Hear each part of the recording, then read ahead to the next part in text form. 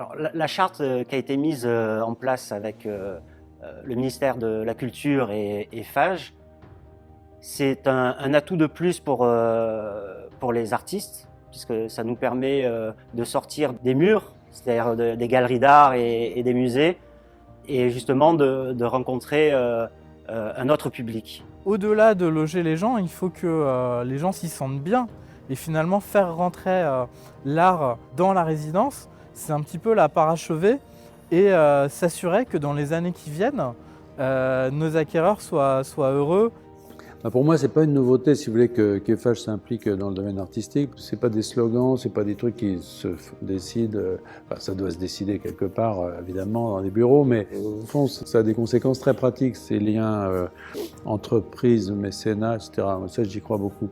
D'ailleurs, je pense que des partenariats comme ça, des mécénats qui se font localement, qui se font avec des artistes particuliers, je crois que c'est vraiment utile, parce que les mécènes ont la connaissance du terrain, d'endroits, par exemple, dans l'affaire là, sur Lionel Terray, bon, il y a un milieu, il y a une ville, il y a un environnement urbain précis que FAGE connaît, et il y a un artiste qui va s'interpénétrer, faire interpénétrer son œuvre avec cet environnement. Donc finalement, c'est plus un partenariat au petit point. Mais pour nous, à Rueil, l'important, c'est de créer un itinéraire culturel partout dans la ville, dès qu'on le peut, et d'associer à la fois les constructions, l'innovation, le monde de demain, avec la culture qui s'inscrit, qui s'installe dans nos quartiers.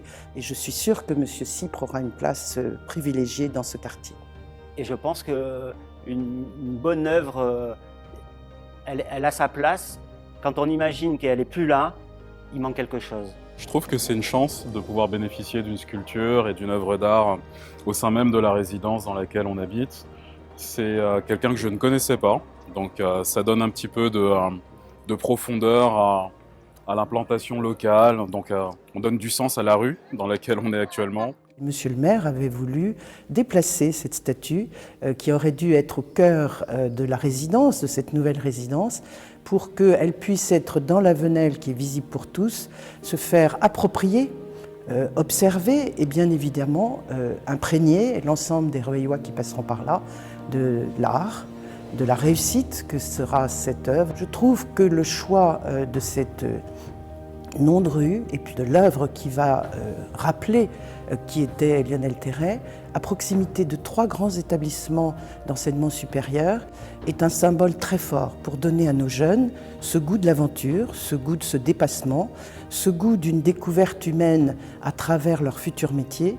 Et bien évidemment, c'est peut-être le moment de rappeler tout ceci à la société qui évolue.